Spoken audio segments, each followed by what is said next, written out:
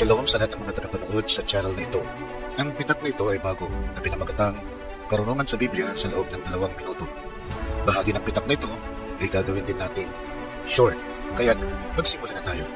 Paano nakalatag ang dispensasyon ng mga Hintil sa 70 sanlinggo ng Daniel? Tinukoy sa Daniel chapter 9 verse 25 ang pagdating ng pinahira ng prinsipe o Misaya na pinatotohanan ni Jesus na siya iyon sa Luke chapter 4 verse 18 hanggang 21 na 69 prophetic weeks o 483 years na ang lumipas mula ng ang mga utos na isaoli at itayo muli ang Jerusalem ay inilabas. Subalit maidadagdag pa dito ang 3 taong mahigit na pagministeryo ni Jesus sa mga Hudyo dahil ang pagkasugo sa kanya ay eksklusibo para sa mga Hudyo ayon sa Matthew chapter 10 verse 6 at Matthew chapter 15 verse 2. Sa makatuwid, mga 69 and 1/2 prophetic weeks na o 486 1/2 years na ang lumipas ng papayubay sa krus ang Panginoong Kristo Jesus. Kaya sa palatakdaan ng oras o timeline ng 7 sanlinggo ng Daniel ay sa puntong ito agad malalatag ang dispensasyon ng mga Hintil dahil ito ang palatandaan ng Daniel chapter 9 verse 25 at Romans chapter 11 verse 25 na magpapatuloy hanggang sa pag-aagaw. Ano ang mangyayari sa nalalabing 3 taon ng 70 sanlinggo ng Daniel?